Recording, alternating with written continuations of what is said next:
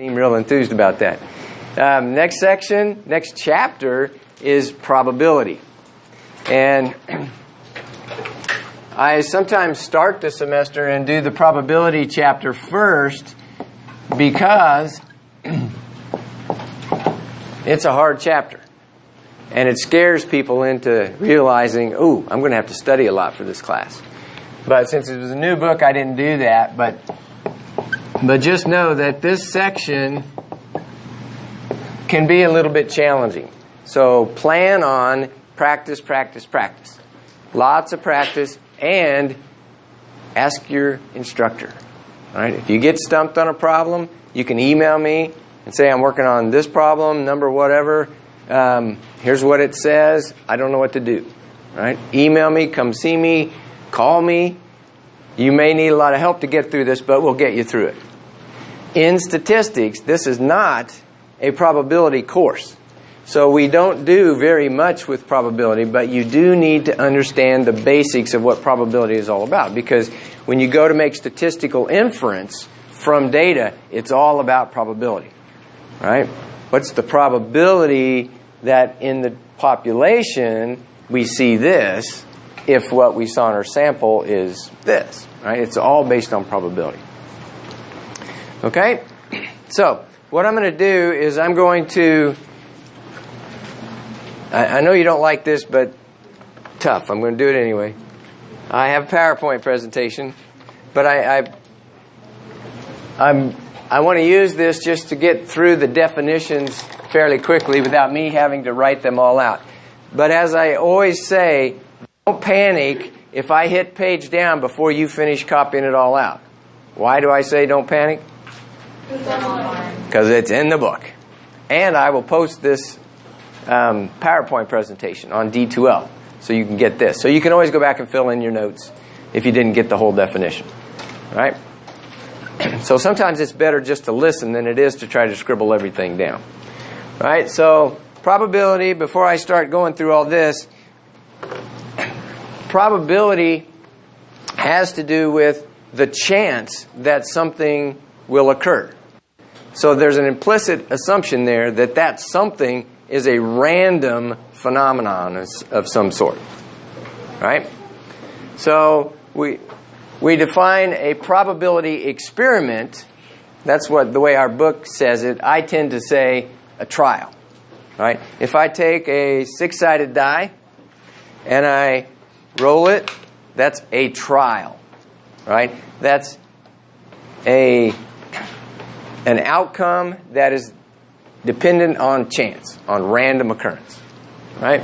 So that's what we mean by a probability experiment. So each of those trials can result in a particular outcome. So for a 6-sided die, what are the possible outcomes? 1/6. I didn't say what's the probability of any outcome. I said what are the outcomes? You're getting too fast. 1, 2, 3, 4, 5, or 6, right? Number of dots that are showing. The sample space, then, is the set of all possible outcomes. So, you just said for me the sample space. Right? So we write the sample space as a set. Can you see that if I write it? Okay. The sample space is a set, and I will usually write it with a capital S. S equal. And then you just list all of the things that are contained in the sample space. Right? So the word sample is used because when you do a trial, you're taking a sample from the theoretical population. Right? So here are all the sample values you can get. All right? So an event is a subset of the outcomes from the sample space. Yeah, that sounds a little weird, but that's really what it is. But I might say event A, and we usually use a single letter for an event, and usually it's capital letter, right? So the event A might be roll a 1. Well, a 1 is a subset of the sample space. So that's an event. Right? Now, just to show you how good you are at this already, what is the probability of A? 1 out of 6. All right? So this is notation that you'll see typically capital P for probability, parentheses, and then whatever you want the probability of goes in the parentheses. If you've defined an event with a letter, then it's just the probability of that. Later we'll do things like, what's the probability that X equal 2? Right? Or I might write it in words. What's the probability of draw a heart from a deck of cards? So just anything that's in the parentheses for a probability statement, probability of that thing. Got it? It's just notation. All right, so we said it's 1 out of 6. How'd you get that number, 1 out of 6? Okay, on the bottom is the total number of possible outcomes, which is the number of things in the sample space. Right? So total number of outcomes. On the top are how many outcomes make that event true. All right? So this is called the classical probability approach to computing probabilities. It's number of outcomes in the event divided by total outcomes in S. Okay? So let's come over here. Let's define an event B to be roll an even number.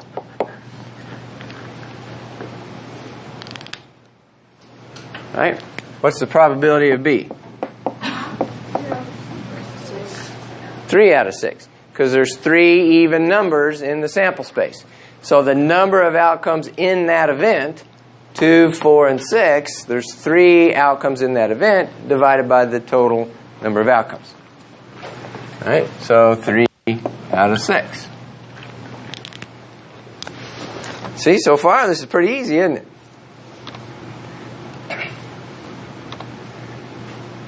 All right, so here's an example where they say, consider an experiment in which a coin is tossed and then a 6-sided die is rolled.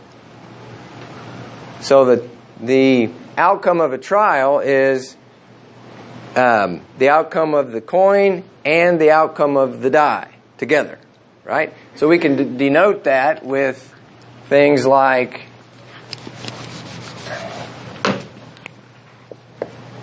T1. So you'll see these kind of cryptic notation all the time, and it just, you kind of figure out, oh, they're talking about, this means tails on the coin flip and 1 on the die. Heads on the coin flip and 3 on the die. Right? How many things will there be in that sample space? How many things will there be in this sample space? In other words, what's total outcomes in S? 8. I heard 8. Yeah? Exactly. And that's the multiplication of the number of outcomes of the first one times the number of outcomes of the second one gives you how many there are. So there will be, how many outcomes for flipping a coin? 2. 2 times 6, or 12 outcomes in S. All right, so list them. S equal. Well, the book goes through a fairly long process of helping you list them all. But, you know, I don't want to get too hung up on that, but you'll have to do it to get through your homework probably. But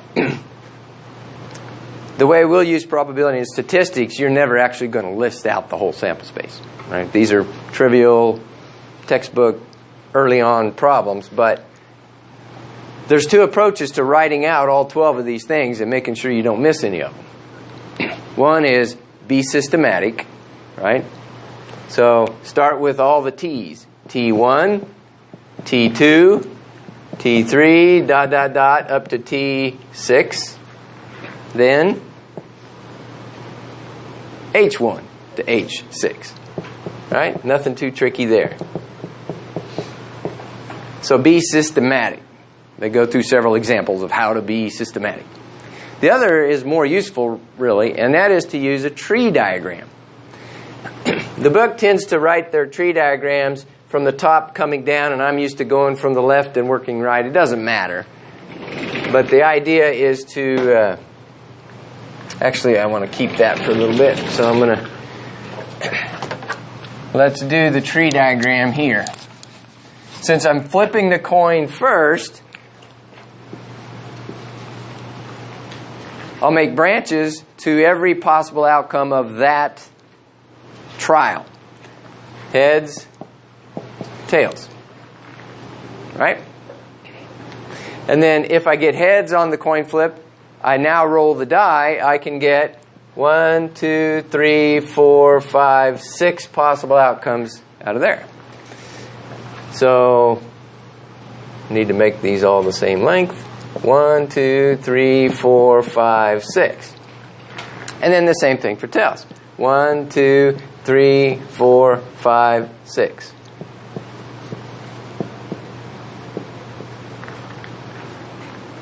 And then you can count them. Hey, I got 12 things. Right? And you can follow the branch of the tree to list the things out in the sample space. So H1, H2, H3, and so on. Nothing too tricky here so far, right?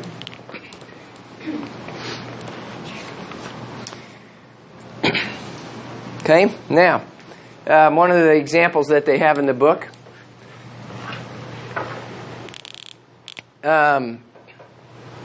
they talk about rolling a blue die and then a red die. So, a pair of dice. Right? How many outcomes are there? Roll a blue, then red die. So the sample space has 36 things in it. Right? 6 times 6. And that would be a 1 and a 1. And then a 1 and a 2. And a 1 up to 6 and so on. Right? Dot, dot, dot. 36 outcomes possible. All right? What's the probability that the sum is 6?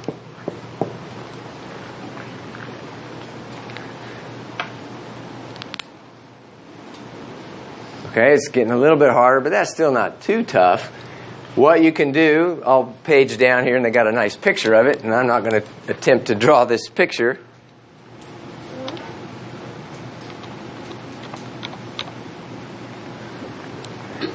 All right? There is the systematic way of writing all of the possible outcomes. Only now we're talking about a sum. So what are the possible sums? Well, a 1 and a 1 gives you a sum of a 2. A 1 and a 2, a 3, and so on. And here's all 36. Now, to find this probability, what do?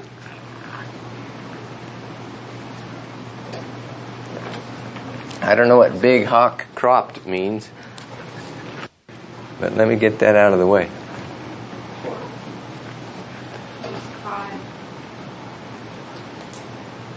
Who said that?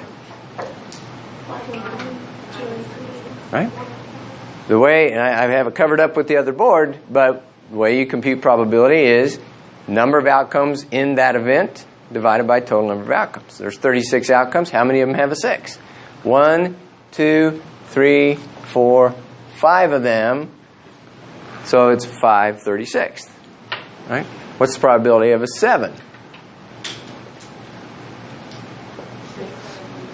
6 of them, right? 7, 7, 7, 7. What's the most likely sum? 7. There's only one way to get a 2. There's only one way to get a 12. And notice that they're on these diagonals, and they go up till you hit the diagonal all the way from one corner to the other with 6 events in it. So why do you think the number 7, when you play craps, has an important role? Right? 7 come 11. You guys are gamblers, right? Hope not. Right? But that's why, because it's the most likely sum you get. So it plays an important role. Okay?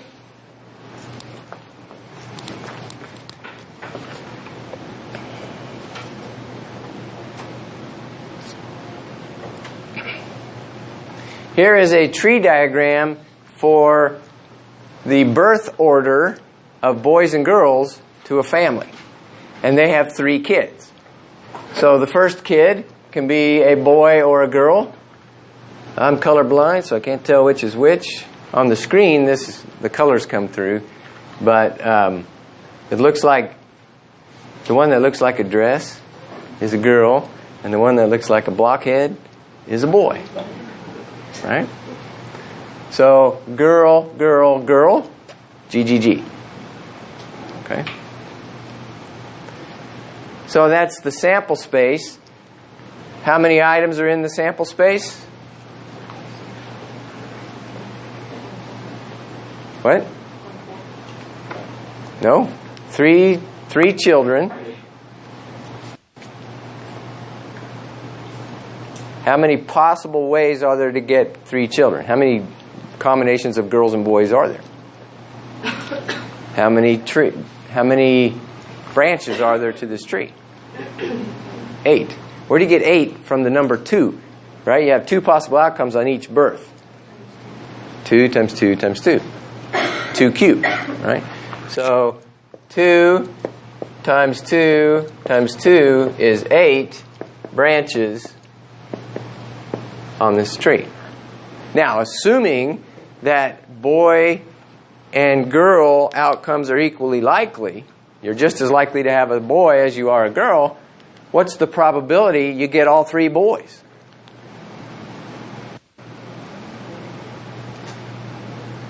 What'd you say? 1 out of 8. You said it like you were a little scared that it wasn't right, but that's right. 1 in 8. What's the probability of getting at least 1 boy?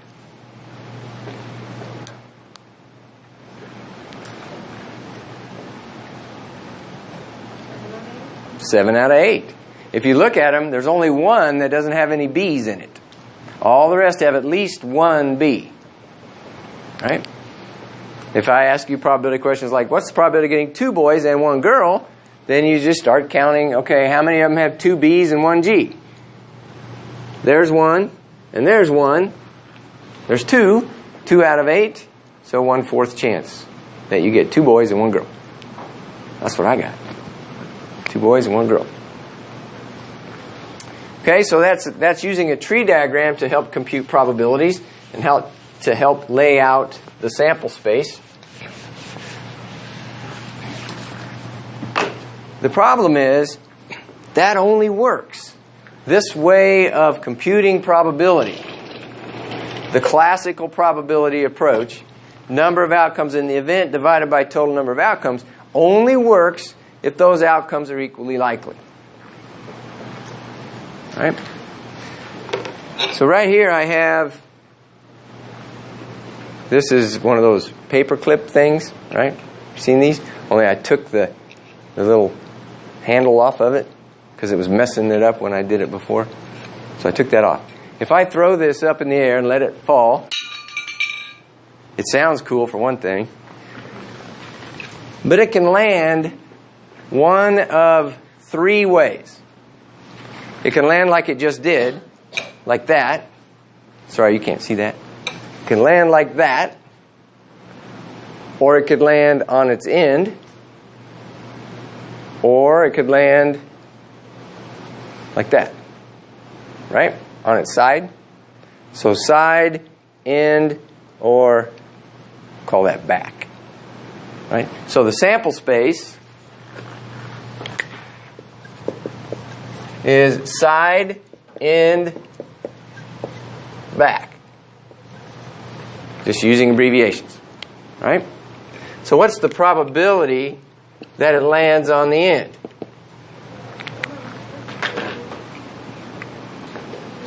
One out of 3, right? Everybody agree? Well, let's do an experiment. I'm going to flip this thing a large number of times. You have a while, right? Let's flip it 1,000 times. Okay, 10.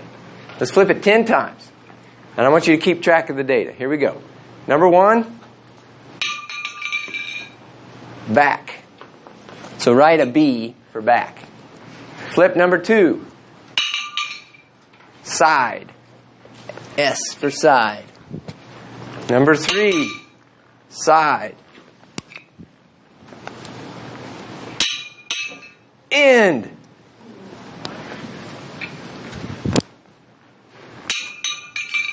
Side. Side. Side. Thank you. How many is that? 7. Side. Side. Side. How many was that? 10. That was 10. All right. So what did you get for outcomes?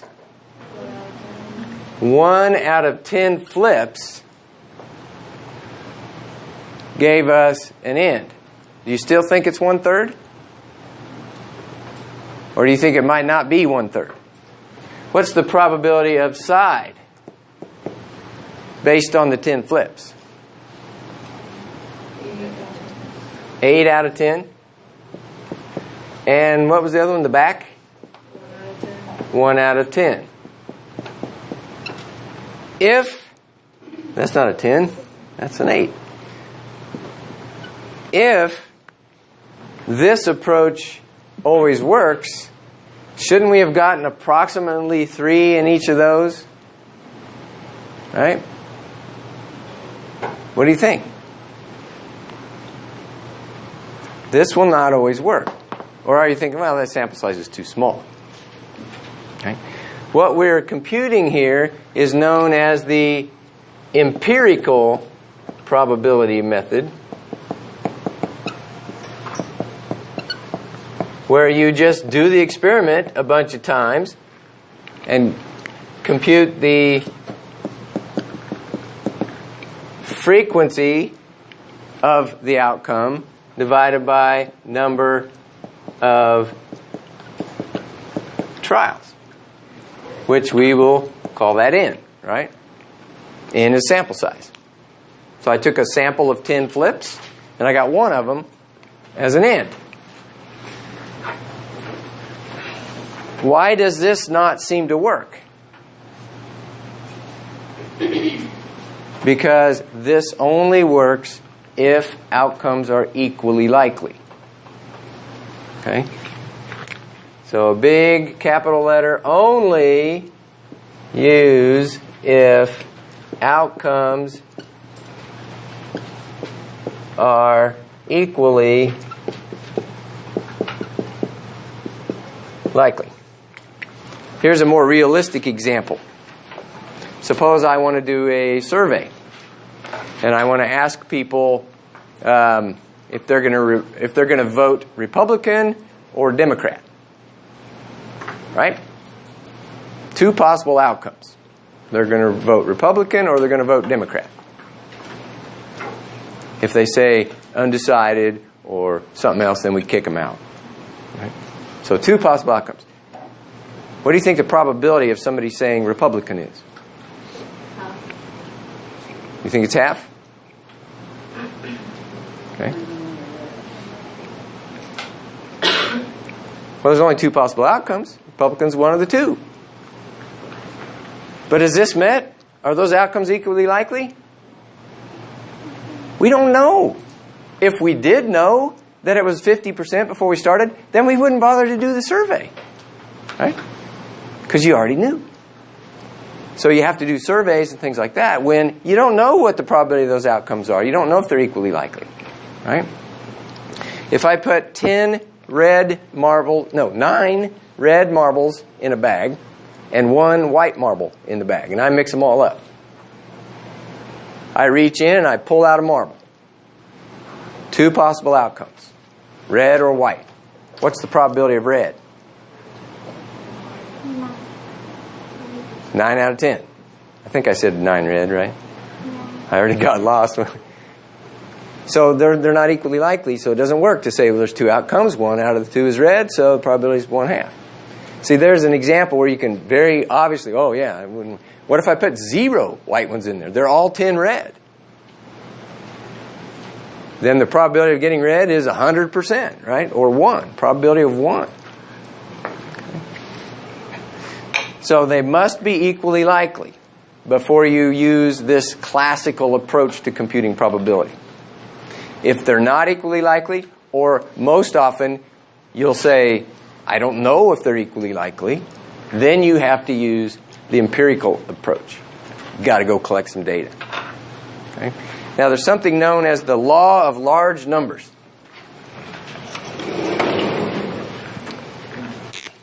You guys ever watch The Big Bang Theory? I'm addicted to that show. And there was an episode, it's been a long time ago now, but Sheldon says something, somebody asks a question that he feels is a stupid question, like most of the time. He thinks they're stupid questions. And he answers with, well, as anyone even remotely familiar with the law of large numbers could tell you, law of large numbers. I was going to tape it and show the episode, but I thought it might take too much time. But the law of large numbers. As n gets large, and if you're a mathematician or a statistician, you don't let people get away with saying words like large, because then you want to say, well, how large is large? So I put it in quotes. But as n gets large, f over n will approach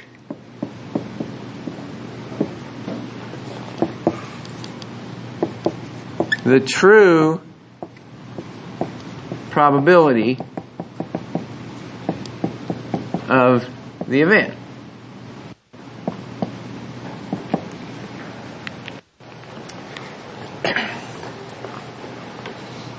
If I take my 6-sided die and I roll it 10 times, how many 1s do you think I'll get? The right answer is, I have no idea. Right? You should get a 1 about 1/6 of the time. But 10 isn't divisible by 6, so I'm not going to get exactly 1/6. Right? And I don't know how many I'm going to get. If I roll it only 10 times, I may never get a 1. Right? So if I roll it 10 times, 0 over 10 would be a 0 probability of 1. But I'm smart enough to know that, well, that's a very good estimate. But if I roll this thing 100 times, now you start, what's 1/6 of 100? Can you do that math in your head? I can't. 1/6 is 0.166 repeating. I did look that up. So that's about 16 or 17%. So you expect that if I roll it 100 times, I ought to get about 16 or 17 or somewhere close to that, right? But it still might be 13, it might be 20, right? If I roll it 1,000 times, if I roll it 1,000,000 times, as the number of rolls gets bigger, it will approach the true probability. So if I let n go to infinity, if you've had calculus, the limit as n goes to infinity of the probability is the true actual probability. So if you're wanting to survey and find out how many are going to vote Republican, you take a large sample, you can be pretty confident that you're going to be close. Right? And the bigger your sample is, the closer you'll get to the truth.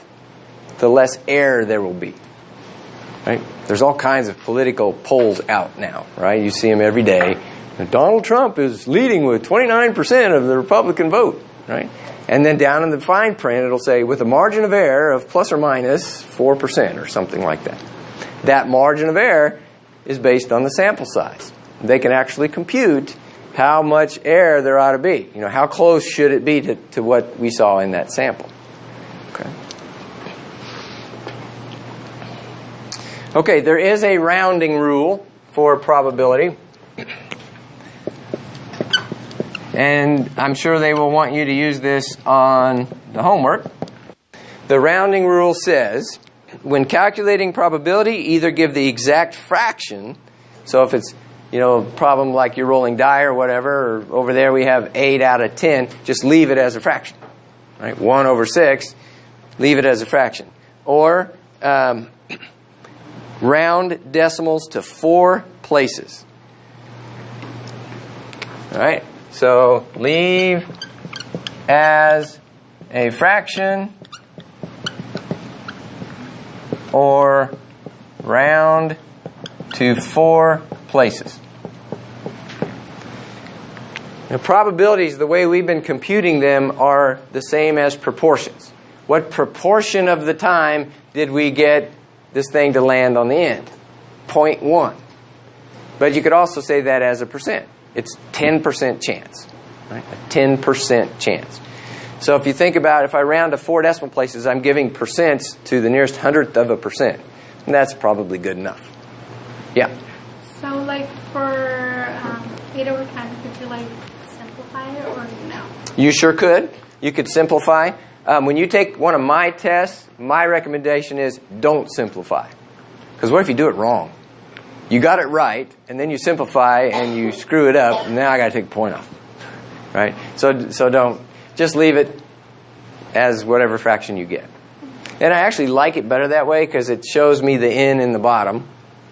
If you reduce this to 4/5, then did they flip it 5 times, or I can't tell. Okay? Now there's one other type of probability. We've done classical probability, we've done empirical probability, and there's another one known as subjective probability. I'll just write it up here.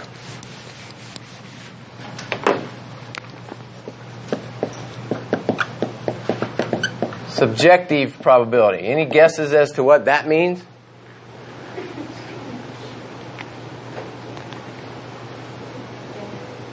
Yeah.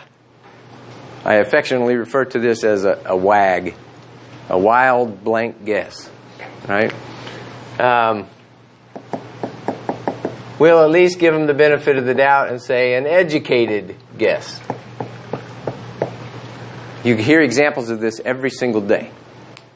Right? What's the most common example of subjective probability? Weather. There's a 40% chance of rain today. Where did they get that number? It's a guess, right? It's a guess based on computer models and all that, so it's an educated guess, but it's just a guess. There are no possible outcomes that are equally likely, right? It's either going to rain or it's not, so it's 50% chance every single day. No, because they're not equally likely. Well, how likely are they? We don't know. The only way we could do it is by the empirical probability. But you can't run this day 1,000,000 times and see how often it rains. There's no way to do it. So the only thing you're left with is subjective probability. So you make the best guess you can. Right? I do it when I'm driving in my car. I get frustrated in traffic, right? There's somebody in my way, and I'll look at their license tag and see what county they're from, and you can kind of get a subjective probability of, are they going to turn off at this next exit or not? Because that county's north of here, right? It works. Right? It calms my nerves. Do probability as you're driving.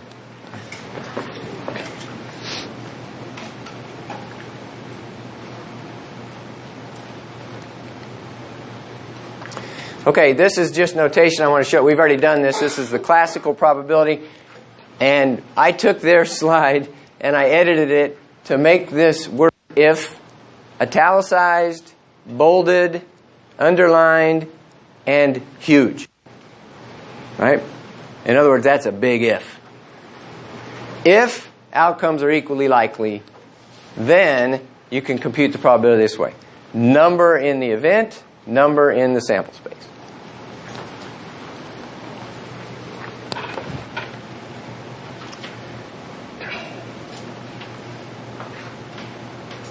Okay, I don't think there's anything else on this slide. slideshow that I need to go through. So we're actually going to get a jump into section 4.2. I won't finish this today. So the syllabus just says 4.1 today. But I want to buy some time so that when we get to the problems that are more difficult, then we can spend some class time just working problems. Okay? So section 4.2 is titled Addition Rules for Probability. So this has to do with when you have more than one event being considered at the same time. All right? So first of all, some properties of probability. Capital P for probability, E for event. So this is just a generic statement. Probability of any event must be greater than or equal to 0 and less than or equal to 1. All right? What does a probability of 0 mean? What does it mean? That thing has probability 0. It's not going to happen. It is for certain not going to happen. If I put 9 red marbles and 1 white marble in a bag, and I reach in and I pull out a marble, what's the probability it's blue? 0. 0. There aren't any blue ones in there. It cannot happen. So probability of 0 means it cannot happen. Right? Probability of 1? It's for sure going to happen. It's a certainty.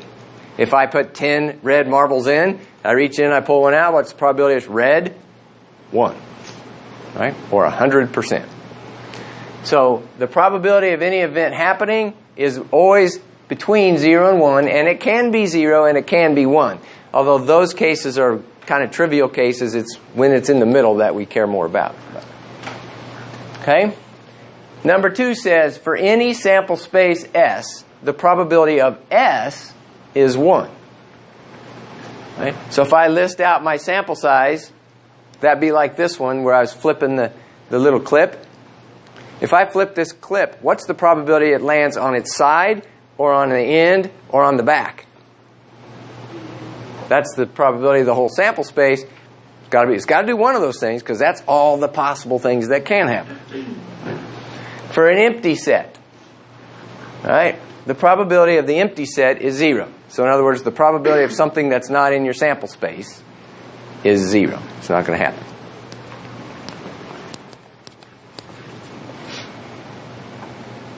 Okay, complement of an event. The complement of an event is what must happen if the event does not. All right, so let's go back to rolling a 6-sided die. So there is my sample space, right? It has to be a 1, 2, 3, up to 6. Okay? And let's define the event E as an even number. Okay? And we've already talked about the probability of E is 3 out of 6, which would reduce to 1/2. Right? What is E complement? And the notation is a superscript C for complement. E complement. What is E complement?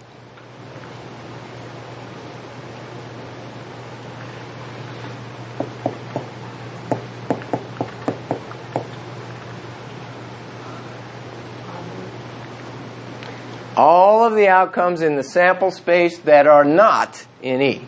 So people read this as E complement, but you'll also hear people say not E. You can read it as E, not E. So what are the outcomes that are not E? 1, 3, 5. So you could name that odd, right? If you don't roll an even, then you must have rolled an odd. It's the complement.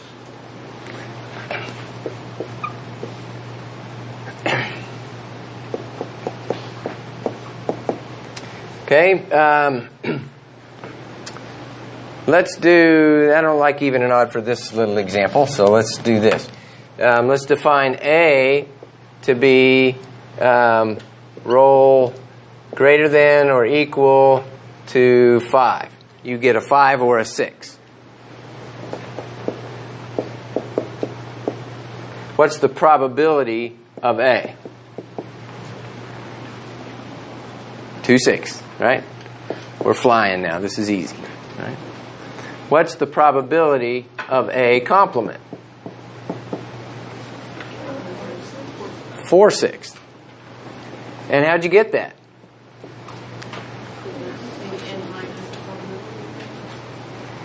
There's a total amount of probability of 1, right? The probability of the whole sample space is 1. Since the complement of an event must contain all of the outcomes that aren't in that event, then the probability of the complement plus the probability of the event must add to 1. It must be the whole sample space, right? So the probability of the complement of A is 1 minus the probability of A.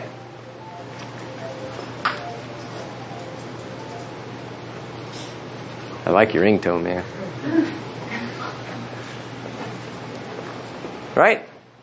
Why do we care about that? Well, sometimes it's a lot easier to compute the complement, the probability of the complement of something than it is that something directly. If you can get the complement pretty easy, then you know the probability of the event happening by just taking 1 minus whatever the complement is. Remember the boy-girl example?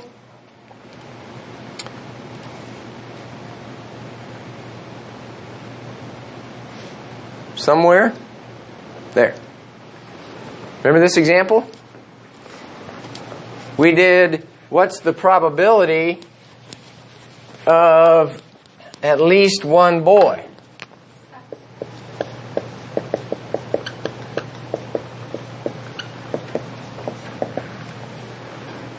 Right? You can count, well, how many have at least one bee in them? Oh, look, they all do. 7 out of the 8. Right? All but this one. So you could do it that way. But you can also say, well, what's the complement of at least one boy? What's the complement? If you didn't get at least one boy, what must you have gotten? All girls. What's the probability of girl, girl, girl? 1 minus 1 out of 8 is 7/8. Right? Now, this is pretty trivial. You say, well, I can do it either way. I don't need your new way. But what if I give you a problem like, tomorrow we're going to have a quiz, and it's going to have 10 true-false questions on it.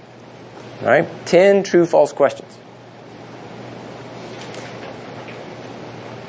And I know you would never do this, but suppose you show up completely unprepared.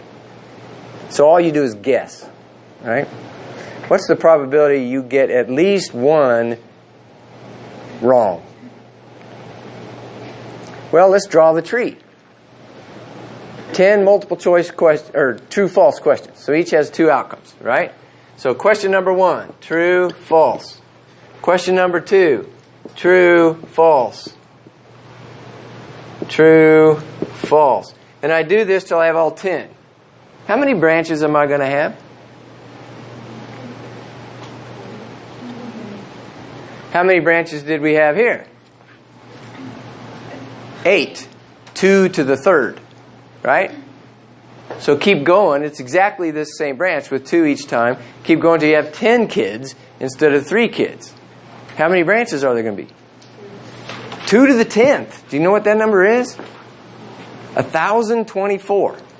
So it doesn't take very long before the tree outgrows your paper and your ability to struggle through it.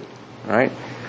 So the probability of at least one wrong is much easier to figure out what's the probability you get them all right. Right? Because that's the complement of at least one wrong is getting them all right. What's the probability you get them all right? Well, there's 1,024 branches. How many have all of them correct? 1. Right? Just like there's only 1 that has all of them G's. So 1 out of 1,024 is your probability of getting them all correct. So what's the probability of getting at least one wrong? Good. 1,023 out of 1,024. It's 1 minus 1 over 1,024. which is 1,023 over 1,024. Give me that as a decimal rounded to 4 places.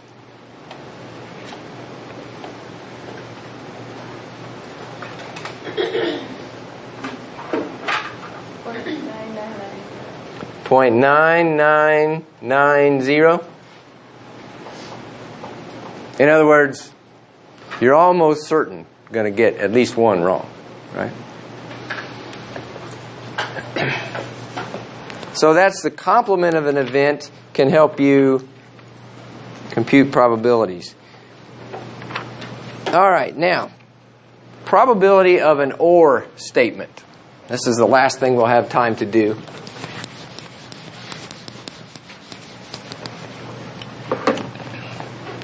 What is, using this scenario, since it's already on the board, what's the probability of E or A? There's 2 kinds of ORs in mathematics, but we only deal with one of them in statistics, and that is the inclusive OR. So by that I mean, it means E can occur, or A can occur, or both. The exclusive OR doesn't allow the both part, right? So we won't ever deal with that one. So either you roll an even number, or you roll a number greater than or equal to 5, or you get both. And the number 6 would satisfy both, right? What is that probability? Well, to do an OR, you use what's called the addition rule. And it's the probability of the first one plus the probability of the second one minus the probability that they both occur at the same time. And why do you have to do this minus part? Well, let's look at it. Probability of E is 3 out of 6. Plus the probability of an A, which is 2 out of 6. Right? So if I just add those up, I get what? 8 out of 6. Can't be. Remember, I'm always harping on you. When you write down an answer, look at it, see if it is possible. See if it makes sense. You can't have a probability that's bigger than 1, can you? Right? So, what do we got to do? Oh, I did this wrong. I was in a hurry. This shouldn't be 5/6. It should be 2/6, and I had already done the adding in my head and got the 5. So 5/6, but that's still not correct, because what numbers make this true? Just list them out. Does a 1 make it true? No. Does a 2? Yes. Does a 3? No. A 4? A 5? And a 6. Right? All of those numbers make this true. You either got an even or you got a number 5 or greater. Right? It's 4 out of 6, not 5 out of 6. So you need to subtract off the one that got double counted. Which one got double counted? The 6. The 6 is in the even numbers, and it's in the numbers greater than or equal to 5. So it gets double counted, so subtract it back off once. So then it's only being single counted. So minus 1/6, and you get the correct answer, 4/6. Okay? So I'm going to add the minus 1/6 in the middle there. Okay, that's all the time we have. So I got all the way through 4.1, and that homework will be due Wednesday night. And 4.2 homework, I'm not quite done with that section, but we got a good jump on it so we can spend more time doing the harder stuff when we get there. All right, we will see you then.